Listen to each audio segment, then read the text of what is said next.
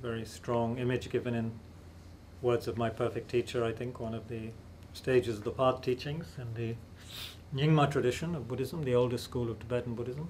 It's likened to a blind man in a desert under the hot sun with no water and no guide, so becoming delirious and just going round and round in circles in the hot sun. That's what we are, so long as we are dominated by afflictive emotions, delusions, and karma. The definition of a delusion is something that disturbs the peace of the mind. That's the simple definition of a delusion. Makes the mind rough. So anger, attachment, jealousy, pride, based on ignorance, they all make the mind rough. They make it unpeaceful. We may think attachment and excitement and all these things are very good, but actually if we analyze in the Buddhist way, it makes the mind rough and not peaceful. Prone to making many mistakes, of course, in that state of mind. So yeah, these three levels of suffering. So misery, we were speaking of misery's gloom, yeah? That's the gloom, all these kind of sufferings again and again. Without a break. Because if we don't create positive energy and positive karma, we just have to keep on, experiencing the results of negative karma all the time. And it's just very frustrating, very exhausting, and it's really a life of desperation, almost you could say. That's why when you go outside, when you leave Tushita and you walk in the street and go in the metro and everywhere else, I would ask you to count how many people you see who are smiling and happy. Not just with their friend. They may be smiling and happy with their friend. You can see some people who are in love with each other and chatting each other up. That's different. But how many people, when you look at them, are really happy or smiling and give you a nice look or something, Sometimes. I don't know, sometimes people smile. I'm not sure if they're smiling at my maroon or they're smiling at my face or my bald head. I'm not sure what they're... But maybe some people just smile because they're used to smiling, which is also very good. Most people are not smiling. Most people are looking a bit distracted. Some people are looking downright unhappy. And many people, of course, are so bored that all they have to play with is their Jivansati, their smartphone, you see, which has become a substitute for a relationship. Yeah. Is Bob sleeping? Oh, no, you're listening. You are wide awake. Ears are listening. Ears are listening, your body is in samadhi. He's gone to help. Good, Bob. Good for you. Then, you look very relaxed, which is nice. So then he says, then the last one is to dedicate all the positive energy. So first we have prostrating, then offering, then confessing our negativity, then rejoicing, then requesting the Buddhas not to pass away into nirvana and to continue to teach. And then the seventh is dedicating all this positive energy to enlightenment. Yeah. So thus, by the virtue collected through all that I've done, may the pain of every living creature be completely cleared away. Okay. Then some beautiful verses on the sort of joy and the aspiration, the thoughts that come into the mind, that are there naturally in the mind of a bodhisattva. This is how the bodhisattva... Of course, at a certain point, the bodhisattva stops having thoughts about these things, because their whole life is just doing that thing. They don't need to think about it. That's just what they do. They're just naturally, spontaneously doing these things. But initially, for people like us, we have to think these things. So we have to think, may I be the doctor, the medicine, may I be the nurse for all sick beings in the world, until everyone is healed. Without any sense of loss, I shall give up my body and enjoyments, as well as all my virtues of the three times, the past, present, and future, for the sake of benefiting all. By giving up all, sorrow is transcended. My mind will realize the sorrowless state. It is best that I now give everything to all beings, in the same way as I shall at death. In other words, at death I'm going to have to give up this body anyway. So why not use it and give it up now to all sentient beings who are so needy, who need me. Others need me, because they're suffering from the three kinds of suffering. They're bound up in misery's gloom, in the darkness of ignorance and so forth. So, I must now give everything to all beings.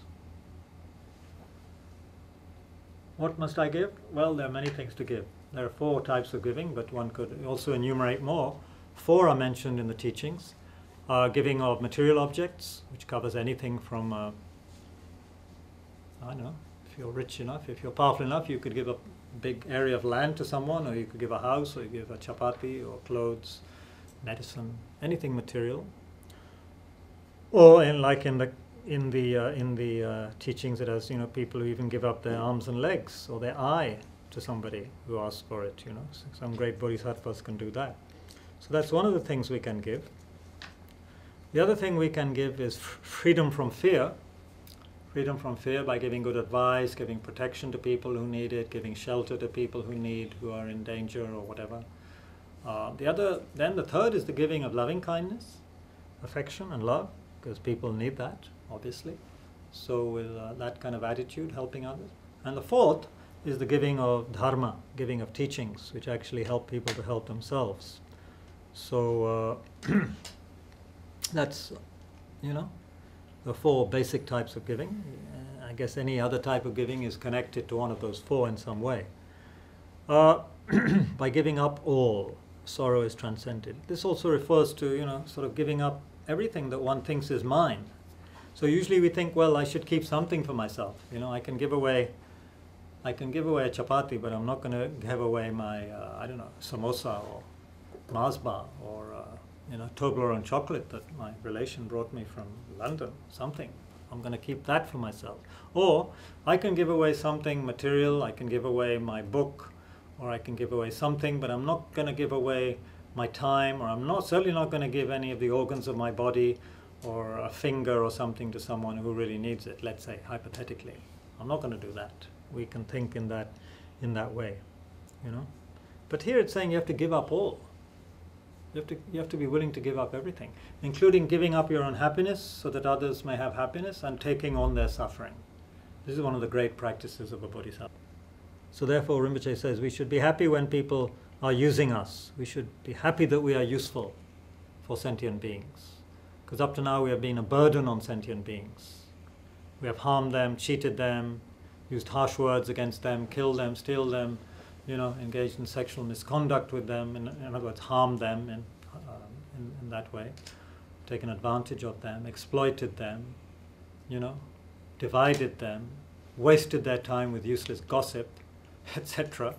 So it's about time we changed our attitude, and helped them, gave them everything. Because in the past we've taken up all their time making them create more and more negative actions, by not being a good example. And by misbehaving ourselves, we have made others suffer endlessly. So now is the time to change. If in those who encounter me a faithful or an angry thought arises, may that eternally become the source for fulfilling all their wishes. Isn't that amazing? Do you understand what he's saying?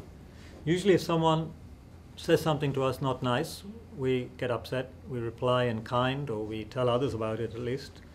Here it's saying, if anyone who encounters me, meets me, any kind of thought they may have about me, doesn't matter, but may that very meeting with me be good for them.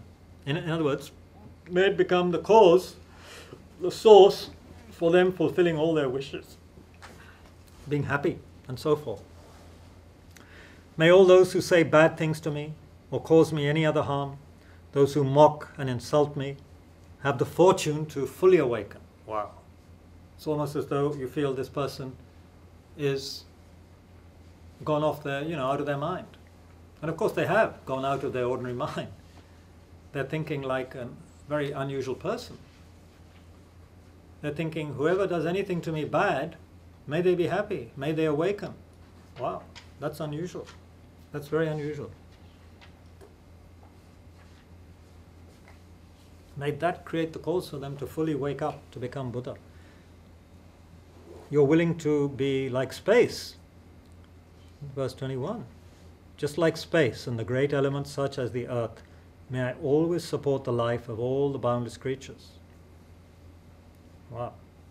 It's like the earth never lets you go, the earth supports you, the earth supports robbers and bandits and serial killers as well as saints and everyone. The earth supports everybody without discrimination. just as a tree gives shade without discrimination to who is sitting under the tree. In the same way, the Bodhisattva acts as a support and guide for anybody, everybody, as much as possible. How amazing. Space. Yeah, that's really something very unusual. So this is, there's at school in Bodh Gaya, our teacher gave a meditation that the children could do, which is very nice, which adults can also do. It's like you, when you breathe in, you just breathe in. You could breathe in some white light or positive energy, whatever. But as you breathe out, you imagine that your body is transforming into whatever other people need for their happiness. So as you breathe out, you feel your body is going out in many directions, transformed into whatever people need. So medicine, helper, guide, nurse, doctor, food. Your body transforms into that, and it is given to the person who needs it. Wonderful. Kids enjoy it because they have still an imagination. They haven't been schooled enough to become robots like we have. So children can enjoy this kind of meditation where their body transforms, because children have that kind of imagination. Most children, if they haven't had too traumatic or poor, poverty-stricken upbringing. In Bodh Gaya it was very difficult. Some students came to class already very hungry because they didn't have breakfast, because for various conditions or bad at home, or they're from very impoverished families. But of course after breakfast then maybe they could, we used to give them food also mid-morning. But the point is, we can meditate like this. We can imagine ourselves, we can become the doctor, the medicine, space, the great elements, whatever people need. They need air, they need earth, they need fire, they need water. May I become all these things for others? It is said that great beings with certain kind of spiritual power can actually transform into such things for certain beings who have the karma to receive it. Otherwise you would say, well, why haven't they done it all throughout the universe, or for everyone who is in a drought-stricken area, why don't the bodhisattvas immediately produce water there by transforming into water? But it doesn't appear to be quite so simple. Anyway, they pray that they're able to help as many beings as possible by transforming into what other people need. So then again, Shantideva is like saying in the next verse, it's just so amazing, this mind. It's just how amazing. Just like a blind man discovering a jewel in a heap of rubbish. Likewise, by some coincidence, an awakening mind has been born within me. How amazing, he's saying. How marvelous. It's almost like magic. Some kind of amazing coincidence. It's the supreme ambrosia that overcomes the sovereignty of death.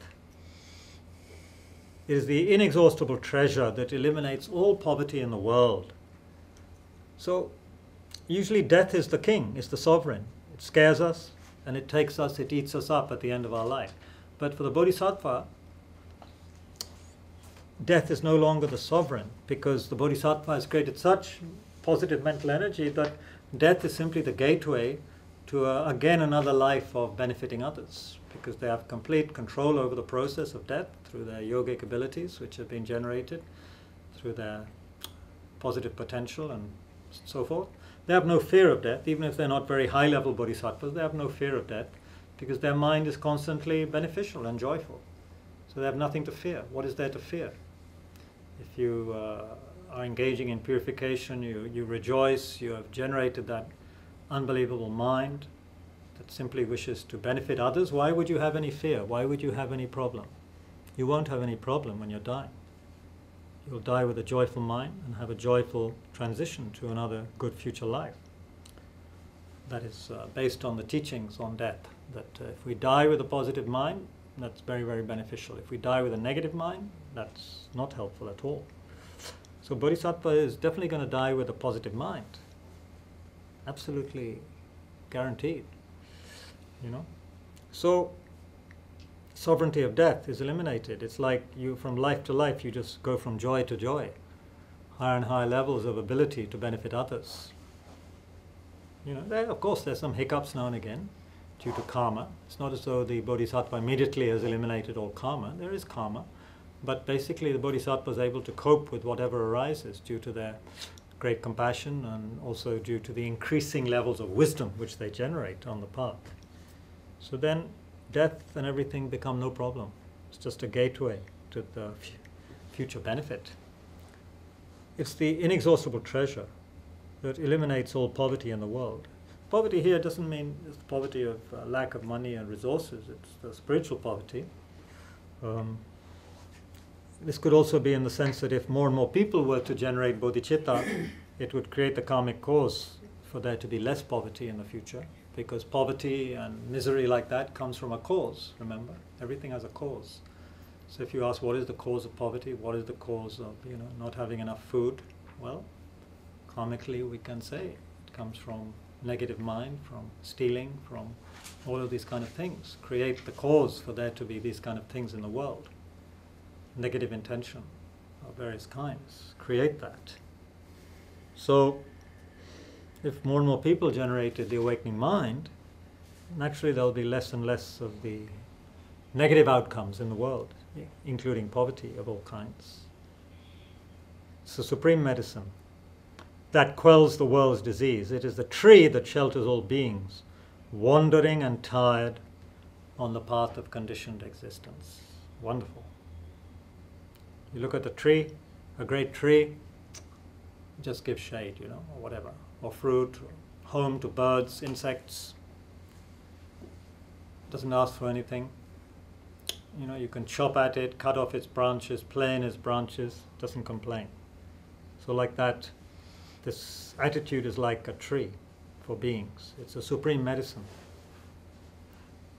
And it's a tree that shelters all beings who are tired and wandering, It's like exhausted. If we were to think about all of the lives we've spent trying to find happiness, satisfaction, again and again and again, and in this life, of course, very long journey many people have had just trying to find some kind of real happiness, satisfaction. So elusive. So when we generate this awakening mind, it's like we've come home. We've come home to the bliss and the power and the goodness of our own mind, which is our deepest nature, our Buddha nature, manifest as this kind of mind. So we are coming home to really coming home, which is always a wonderful thing. We feel now we finally found the meaning of our life. Otherwise we're wandering and we're tired. We haven't yet reached home,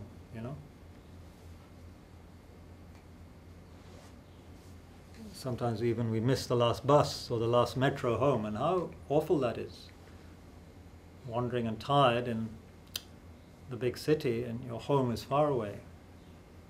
And you're so tired and fed up, exhausted. So if we generate this mind, then it eliminates that kind of wandering, circling, that exhaustion, that desperation that most people have to experience in one way or another in their life. Which is why we're all here.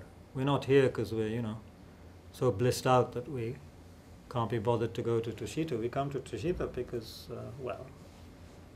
even if you just come here for the cool and the AC, it shows that you're weary and you're wandering out in the September, early October heat, tired.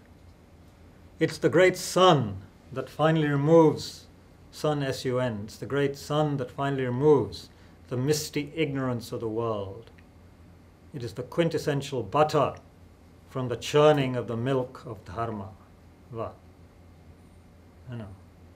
The world is in a misty ignorance. Ignorance creates this mist. We can't see clearly. That is the main meaning of ignorance. We don't see clearly, so we grasp at the wrong understanding of ourself and of phenomena. So this sun dispels all that mist. We begin to see clearly who we are, what are phenomena. We don't grasp at them or understand them in the wrong way. We understand them correctly. It's the butter from the churning of the milk of dharma. So the Buddha is said to have given 84,000 teachings, meaning a lot of teachings. There are the teachings for those who are, you could say there are teachings that help those develop happiness in this life. There are teachings for those who want to develop causes of happiness in the future lives. There are teachings that help those who want to not only develop that, but to develop freedom from samsara completely, meaning liberation, nirvana, through the practice of the three things I mentioned: morality, concentration, wisdom. And then there are the teachings that help us generate bodhicitta and become a Buddha. So all of these levels of teachings, the highest are those teachings that help us to become a Buddha, because that is the highest potential of a human being, and then the highest potential to benefit others. Right? So this bodhicitta, it's the quintessential, it's the real essence of the teachings, that which helps us to develop Buddhahood, awaken totally our Buddha nature, manifest it for the sake of others. So that's something wonderful. That is the quintessential, that's the real butter. Asli makhan yahi hai. You know? घी नहीं लिखा हाँ? ये butter घी से है। आगे India में घी भी है वो घी भी नहीं है, लिखा। घी भी है। तो अमूल बटर वाला भी एक ऐड बना सकते हैं इसका, लेकिन घी वाले को भी ऐड बनाना चाहिए out of this bodhicitta.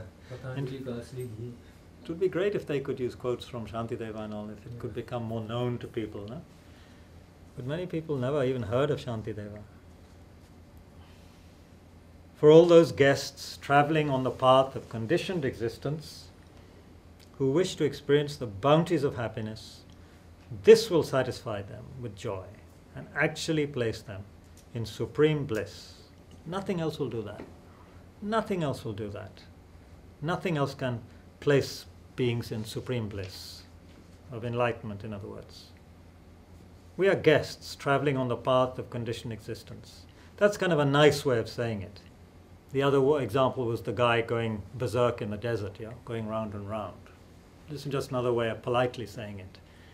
Guests traveling on the path of conditioned existence. We're actually insane when we're driving ourselves and others insane, going round and round and round on these paths. Conditioned existence. What are we conditioned by? Just checking if you're awake. Conditioned existence means? Conditioned by what? karma afflictions Karma and? afflictions Afflictions. Other word, klesh, delusions, negative emotions, destructive emotions, all different ways of saying afflictive emotions or delusion, or Sanskrit, klesh. Karam klesh. Klesh karam. The delusions come first, you could say, although it's hard to say, chicken and egg, isn't it? I mean, beginningless mind, what came first? Anyway, we say delusion and karma. So, for all those on this horrible,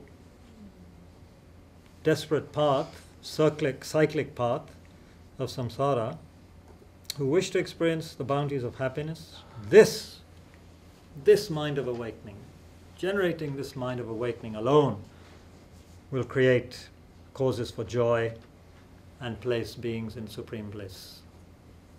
And he's already using the word guest. He's not just saying being. So it's like the Bodhisattva, and this is wonderful, I really love this. The Bodhisattva regards every other being as like a guest. Yeah? Next verse he makes it clearer. Today, in the presence of all the protectors, in other words, Buddhas, I invite the world to be guests at a festival of temporary and ultimate delight. May gods, anti-gods, and all be joyful. So the thing about guests, it's interesting, no? A guest is somebody very precious, right? And a guest is someone who comes to your house for a little while and then goes, right? That's the meaning of guest. They don't live with you. So when the guest comes to your house, you really want them to be happy. Yeah? You want to provide them a clean place. So maybe you're a dirty person, bad habits. But at that moment, your guest comes, you clean up. You clean up your house, at least one room where you can receive them. You clean it up, maybe make it smell better than it was smelling, and you bring some nice food or offerings for your guest, right?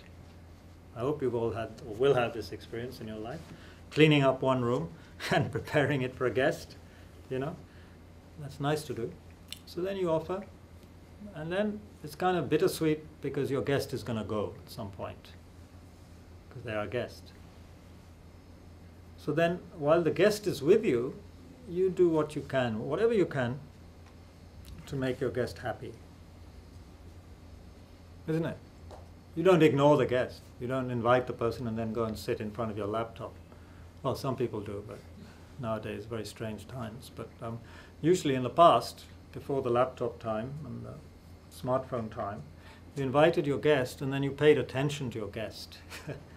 You served your guest, traditionally in India it said we served 8 things to a really esteemed guest, you know, water for washing the feet, water for drinking, flowers, a garland, you know, incense, light, then you would offer perfume, you know, and then you would offer food, fruit, and then you would offer music, you know, if you're really doing it the traditional way. Anyway, we can offer a nice clean seat, we can offer some water, then we offer tea, coffee or whatever, and some nice food, whatever, depending what time of day they're coming. So, but the point is, this person is your guest and you want them to be happy. Because after a few hours or whatever, they're going to go. So then you value your time with this person. So Shantideva was saying, you should regard all beings like this. Beings are coming and going out of our life all the time. Maybe for a split second on the road. So we might see that as this person as a guest. They're coming into my life for 2 seconds, 5 seconds, in a traffic jam or something, or maybe a bit longer in a traffic jam. So then for that time, why should I have stupid thoughts towards them? You know, let me have some positive thoughts at least towards this person. Even if they came in front of me when they shouldn't have, you know, trying to get to the traffic light quicker than me. They're my guest. Not only have they been my mother, not only are they kind, but they're my guest. So I have to take care of my guest. So I'm not going to get out of the car and offer food to this guy in front, because then they'll start honking from behind. But at least I can have a good thought or feeling towards this person, this suffering sentient being, who's having to live in such air and in such a city with so many problems, and going home exhausted, and then not being able to, you know, find the causes of lasting happiness. So I invite the world to be guests at a festival of temporary and ultimate delight. Temporary and ultimate because bodhicitta creates temporary happiness, it is said. If you don't want to be happy, then bodhicitta will make you happy. You may be someone who likes to have a dark, you know, serious face, and you may, due to habit or character, but inside you'll be a very happy, contented person if you have bodhicitta. And then it will create future happiness as well, or Buddhahood, which is the ultimate delight. So someone with bodhicitta, even if they're sick, you know, dying of cancer or AIDS or whatever, that person will inside be happy because their mind is happy. Their mind is full of only positive energy, and they love the world. So why would anyone who loves the whole world ever have any problem? How good that must feel to love everybody and to have compassion for everybody. Totally different from how we normally think and feel. If we're sick, if I have even a slight headache, I start worrying about myself. So Bodhisattva, for them, there is no such mental reaction to a headache or even cancer, AIDS, TB, whatever they're having, or on the verge of death. Their mind is constantly happy because it is possible to make the mind happy. It is not the same as the body. It's connected with the body, but the mind isn't the body. It's possible to train the mind. So whatever the body is experiencing, the mind can still be very contented and happy. Someone who's never thought about death properly will of course suffer greatly when death approaches. But someone who has been thinking about it and working with that for a whole lifetime, a lot of years, of course, they're going to be much more comfortable, happy with death. It just makes sense. What we think, that we become. That's very basic teaching. It's the secret of the mind. What we are is what we think, how we've been thinking. So if we think in a certain way, we will have certain positive results. If we think in another way, we could have other negative results. So clear. So clear, the power of the thoughts, the power of thinking, the power of how we use our mind. Don't you think? Does that make sense? I think it's quite basic, but we forget it. And then we put all our energy into getting external props to make us happy, which doesn't work. Because our mind is basically not trained. It's very clear. It's very, very clear. Not so clear sometimes in our own life, but very clear looking at other people's lives. The mess we get into, just following those 8 worldly feelings that I mentioned, gain, loss, pleasure, pain, all that stuff. Getting caught up in that makes us deeply unhappy anxious and so forth. We can all think of a few rich, very, very rich, super rich people who have everything that a lot of poor people crave for, but they're desperately unhappy and in trouble, a lot of them, for their misdeeds, you know. Don't need to mention names. Those of you who read the papers know these people. So here, we can be happy because we have trained the mind and eliminated those afflictive emotions which are the very cause of suffering. Yeah. And there's nothing superior to the bodhicitta attitude, the mind of awakening, the spirit of awakening, to create positive energy and burn up the delusions.